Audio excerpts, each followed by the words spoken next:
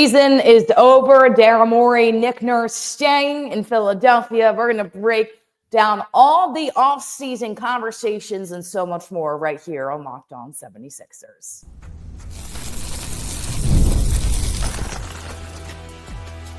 You are Locked On 76ers, your daily Philadelphia 76ers podcast, part of the Locked On Podcast Network, your team every day. Welcome into Locked On 76ers. We're your host, Keith Pompey, 76ers beat writer. I'm Kayla Santiago, talent reporter for the Delaware Blue Coats, the NBA G League affiliate of the Philadelphia 76ers. If you're watching us on YouTube or wherever you listen to your podcast, make sure to like, comment, subscribe, in addition to checking us out on the free daily newsletter. And today's episode is brought to you by FanDuel.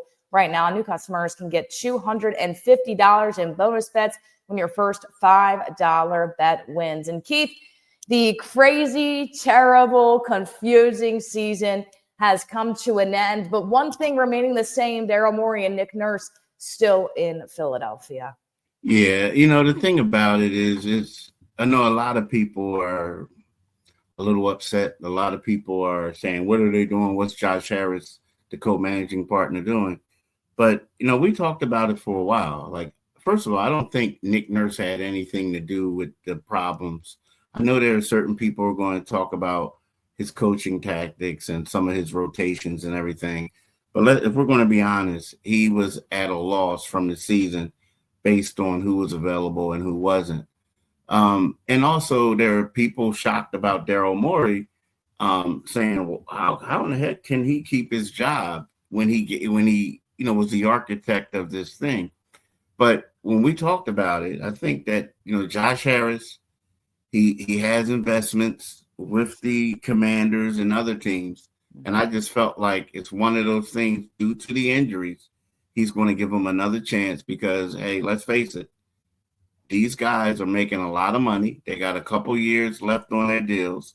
And I felt like for him to fire them, he would have to pay them, continue to pay them, but at the same time, bring in more people. And so you're paying two presidents of basketball operations, two coaches. And I don't think that he wanted to do that. And also, what they keep saying is it's all about the injuries. If we get healthy, we're a better team. I don't know if that's 100% true, but that's what they keep saying.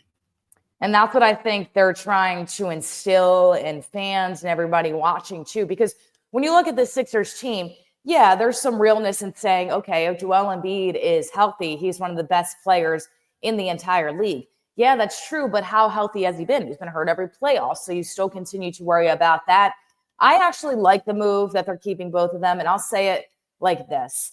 I said before on the episode that we talked about who's on the hot seat, who should they fire, who should they go after. I said that I actually think Josh Harris is the problem. I think it starts from the top up, but I didn't see them going after Josh Harris. I saw them either going after Nurse or Daryl Morey. So I do believe definitely at least Nick Nurse should get another year to see what happens. Then after that, the whole team, if it doesn't succeed, it's going to be a very different look in the future for this team. There's probably not going to be conversations around keeping Joel Embiid, that and so forth. But Keith, how do you feel about the 76ers keeping those guys in office? Because, I too get where Josh Harris is coming from. And I actually do agree that this year was really, really terrible, but I would keep them one more year. What are your thoughts on that one? I mean, I don't have a problem with them keeping Nick Nurse. Mm-hmm.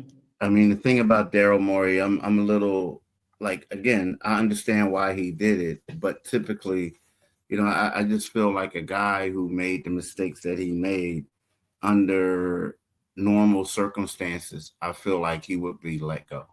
Because, when you look at it and you say to yourself, like, Daryl Morey came here to win a championship.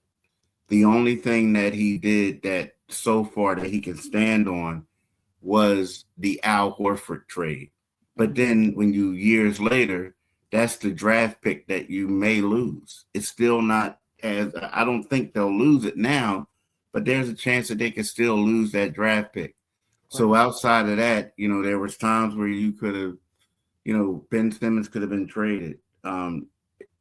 Tyrese Halliburton was a guy that they could have acquired in the trade.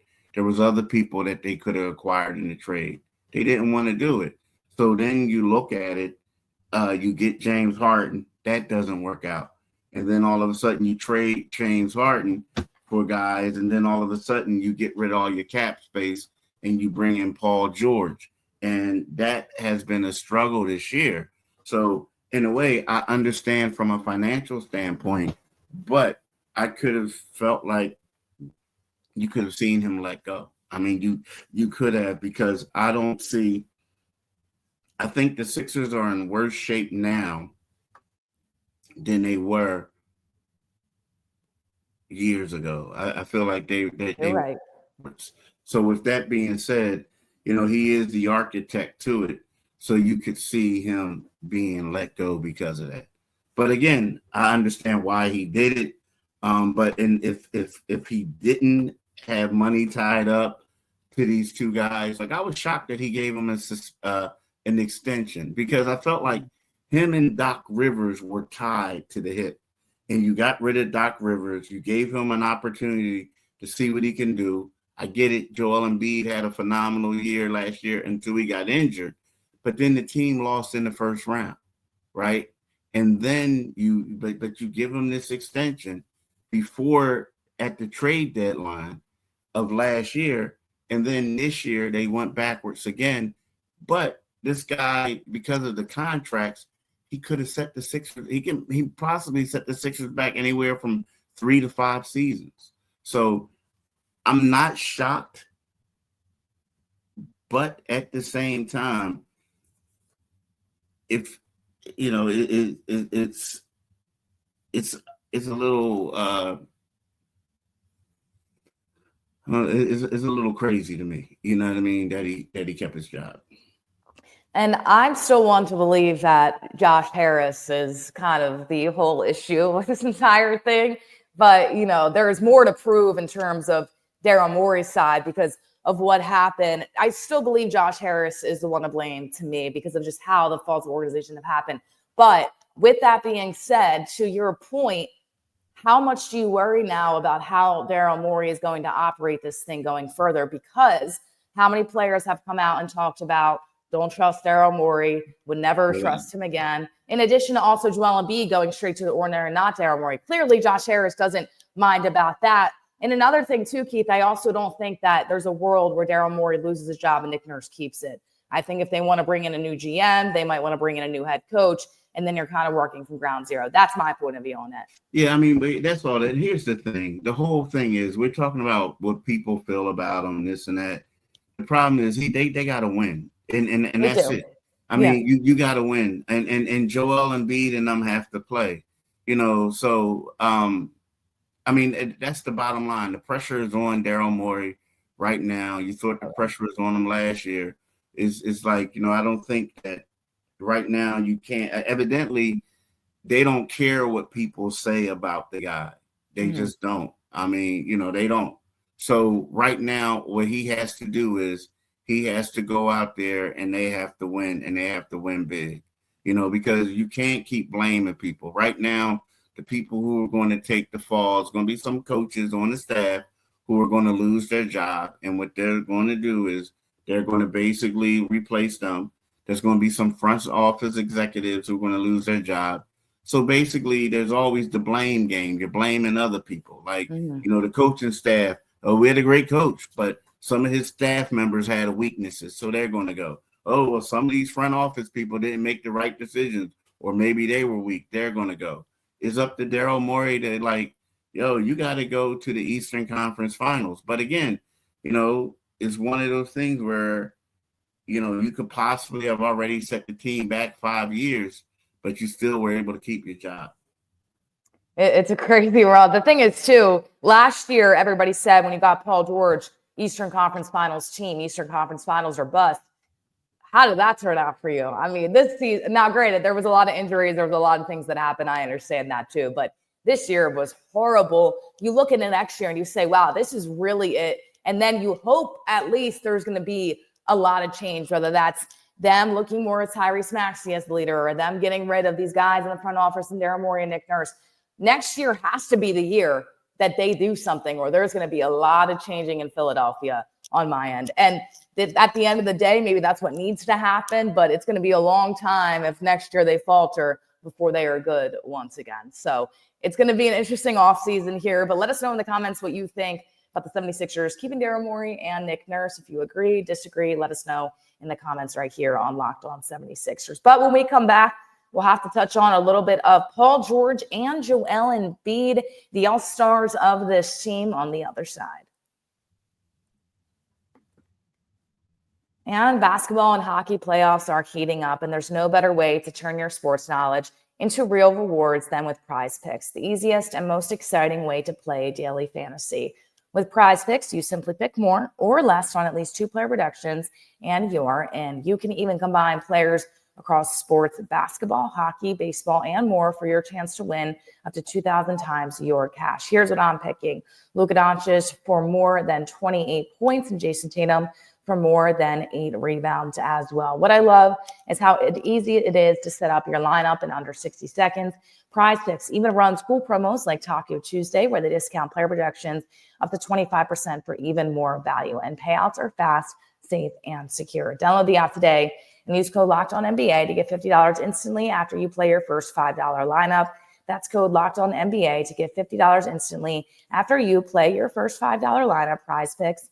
Make sure you run your game. And spring is here. It's home project season. Whether you're refreshing a room or tackling a full renovation, Wayfair is the best kept secret for all things home improvement. From small updates, in addition, you can have stylish cabinet hardware to major upgrades like new vanities, sinks, or outdoor lighting. Wayfair has quality products for every budget. I just upgraded my kitchen, bathroom, living space with Wayfair, and the selection was incredible. Their free and fast shipping made it so easy. No hauling heavy items from the store. I love that they have top brands like GE and Moen at great prices. Shopping was seamless, and I found exactly what I needed to fit my space and style. Wayfair makes every home improvement easy. Get started at wayfair.com. That's WAYFAIR.com. Wayfair, every style, every home. We're going to make sure you go check it out today. All right, so Paul George thinking that there's no limitation to his future. Keith, you got a chance from here to him at the exit interviews. What are your thoughts on Paul George? Because this is a season that I look at coming up in 2025-26 that 76ers looks like they're going to keep him, looks like they're going to stay with him, but this is a big year for PG as well. Yeah, I mean, but it is what it is. I mean, like, Paul George, he, right now, I think Paul George is kind of embarrassed because he knows that he struggled mightily. Now, the thing is, what he talked about was that he realized when he had some injuries, and then when he saw the doctors, he said there were certain things preventing him to be what he can be. So right now, I think that from Paul George, it was a pride standpoint. I think, Paul George came here, the money was great. He felt like he was going to fit in, be the third option. But right now, people are looking at him like, this guy can't play. The only thing is he's getting older. He's coming off of another injury, and we'll see what happens. In regards to make or break, I don't really think it's a make or break for him. And the reason why I'm saying that is what you going to do? He got $211.5 million. You're not wrong. You can trade him. You can try to trade him. You can do whatever. At the end of the day, the check is still going to cash, right? Like these other two guys, it's kind of sort of like they could be on the unemployment line. More or less, I'm talking about Daryl Morey. Like right. Nick Nurse, I feel like if he loses his job, somebody's going to pick him up the next day. Give it a week at the longest. So PG, I think that, for him, the main thing is, the question is, how much does he really have left in the tank? I think he's going to be motivated to show everyone that he can be that guy. But the big thing that he said, and the thing that really stood out to me, is that, him, Joel, and Tyrese Maxey are going to try to plan to spend some time together, even if it's like beating up in a different city, vacation, breaking bread together, doing whatever, because they have to get that chemistry together. And when you look at it, Paul George averaged 4 less points fewer points when Embiid was on the floor than when he wasn't. His assists were down. Everything was down. He just became a guy who stood in the corner. So they got to get that together, get him more involved. But also, he's motivated to prove that he can be the guy that people think he can be. I guess my biggest concern here is, can he really be that guy? Who are we looking for when you're looking for PG? You're looking for somebody type of that playoff P that I just don't know if he has anymore. Now, granted, Paul George, really good two-way player. On paper, he could help the Philadelphia 76ers before you bring him in. But what I look at for next season is you bring back Jared McCain, who we'll wait and see how he adjusts coming off of that big injury. But at the same time, he was a guy that was able to get his buckets in a lineup that had very good players that could score, right? You look at Paul George, he couldn't do that. There was no chemistry. He just stood in the corner. So I worry about going into this year. You still had a season before that where you barely played any games together.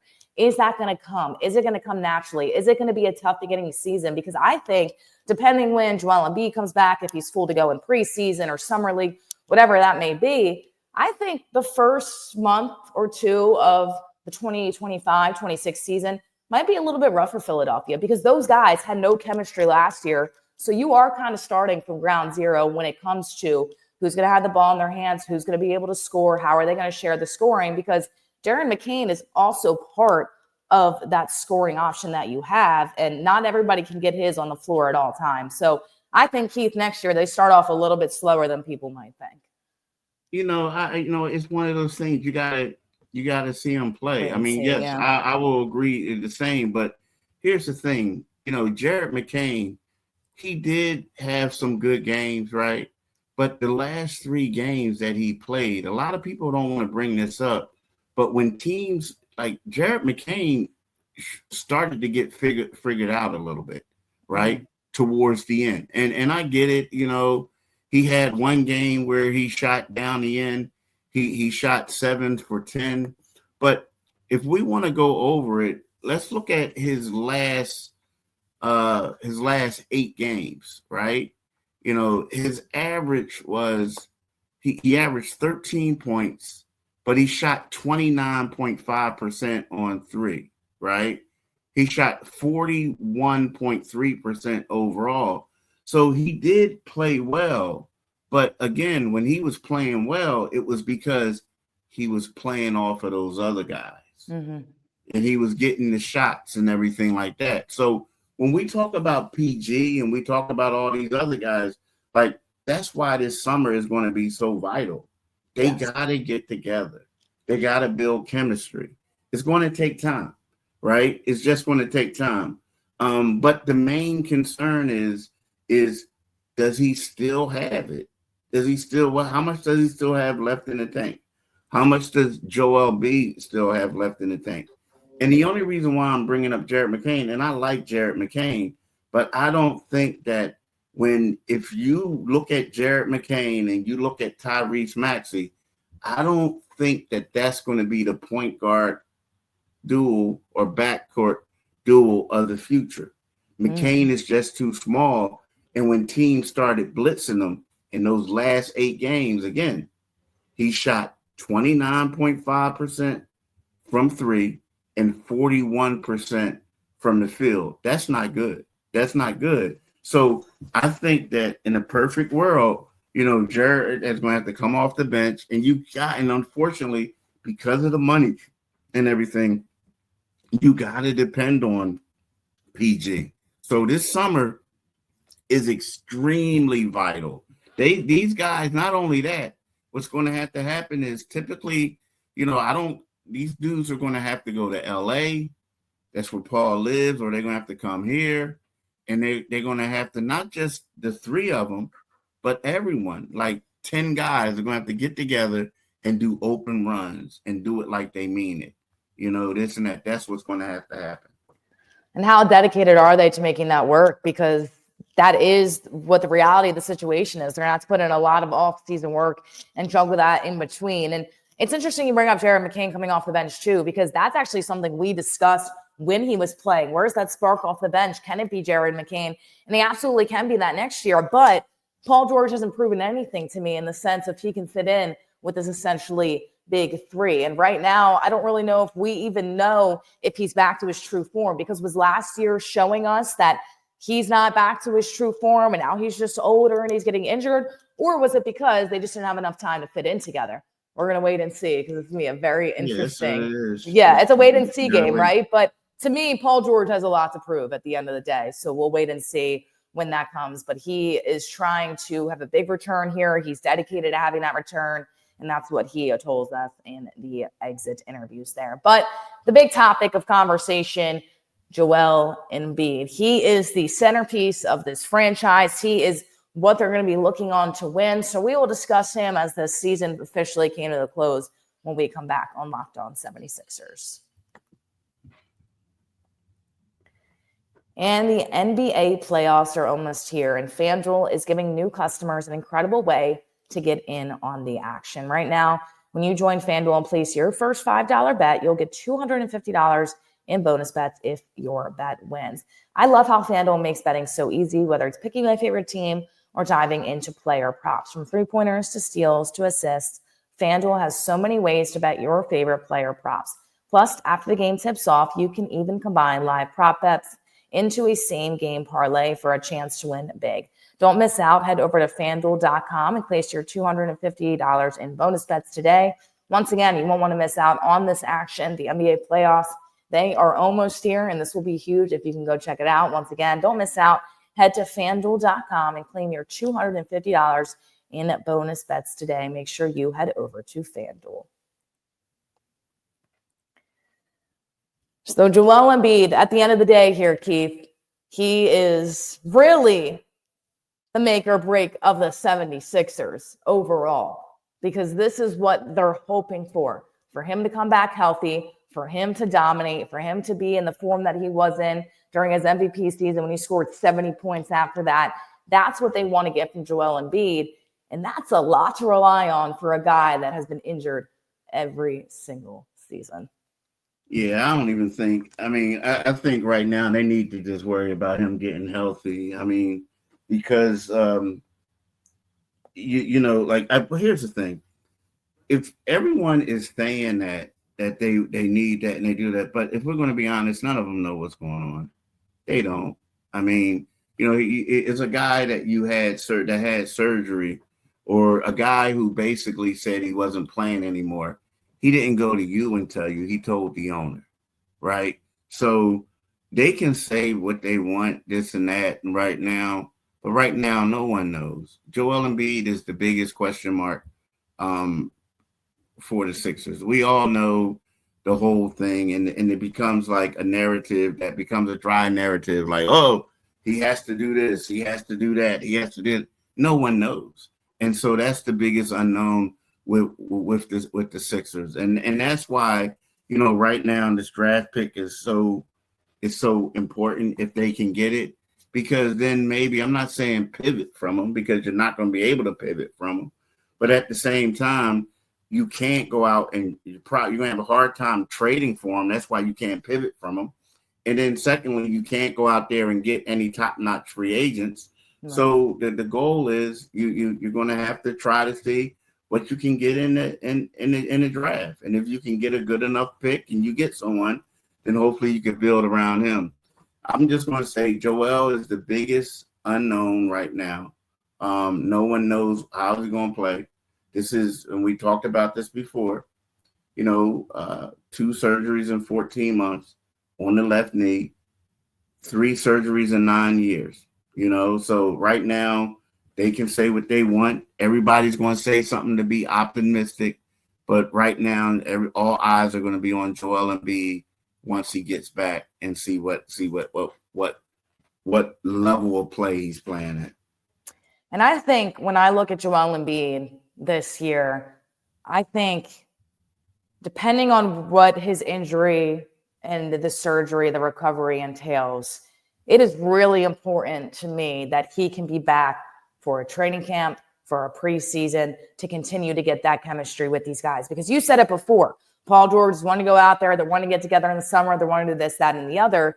The other issue was Joel Embiid last year wasn't really able to do all of those things before the season started. So to me, those are actually crucial, not even to judge how Joel Embiid is going to be throughout the season, but just to see if these guys can play together, can practice a lot together, can get out there in a preseason game and all be on the same page, because we haven't had a chance to see that in the 2024-25 season. So you're right. He is the biggest unknown. And I think with all the money that you have in him, that's really scary, because the biggest unknown turns to be he can either, the 76ers, of course, are going to say, we're optimistic, this, that, and the other. He's going to do well. He's going to come back. Or his trade value just continues to go down. You can't trade him. You can't trade him, dude. You can't. And there's too much money locked in. But the value, I mean, there was barely any value this year, and now it's really not going to be if he can't come back and be the way he needs to be. I mean, this is crazy when you're talking about a player that is the franchise guy, and now these conversations are coming around. It's just crazy, the story of Joel Embiid right now. And of course, the organization's going to be optimistic, Keith, but at the end of the day, nobody knows. They don't even know. They don't really know what's going on until Joel Embiid goes out there and plays basketball yet again. Yeah. Here's the deal. Like, I do think that's why I said it's important for all, and Paul George mentioned it, and Tyrese mentioned it. They just got to get together. I don't expect Joel to play in a lot of preseason games. I don't. Like, he may play in one. He may do this. Like, he's coming off a knee thing. Joel rarely plays in preseason games. You know what I mean? So I don't think that's going to happen. And unfortunately, Joel Embiid doesn't even practice a lot. You know what I mean? So we'll see what's going on. But it's just a lot that, we'll just see. We'll see. That we will. So we're going to be keeping up with all things 76ers in the offseason. Let us know how you guys are feeling as well about the 76ers keeping Daryl Morey, in addition to Nick Nurse and everything in between. I'm sure there's going to be a lot of conversations surrounding Joel Embiid, Paul George, but we're going to have all of the offseason updates leading into where the 76ers end up in the lottery. That's definitely something we're keeping our eyes on, of course, reacting to that. And then, of course, the draft following that as well. But I think for the 76ers right now, the only thing, Keith, to be optimistic about is where you could possibly fall in the lottery and a pretty good draft pick you could possibly get to bring a really good athlete into Philadelphia. There's optimism to that, at least. Yeah, we'll see. Yeah, it's some optimism. I just think that this is just a wait and see thing for the Sixers. Just wait and see. That it is. And the 76ers, once again, their season is completely over. It's finished. The horror of the 2024-25 season has come to an end. And we know the playoffs are out of reach for Philadelphia, but the future, they're trying to make bright. They're talking about optimism out there in terms of Daryl Morey and Nick Nurse.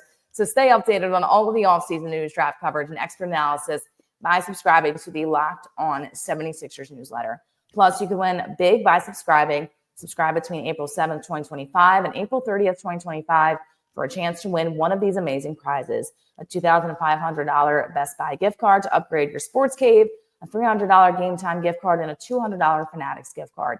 Get exclusive insights into free agency, draft coverage, and team updates delivered straight to your inbox. Join the Locked On Podcast 76ers for trusted coverage every day. Subscribe to enter today by clicking the link in the description. Well, thank you guys all so much for tuning in to Locked On 76ers. Let us know your thoughts in the comments.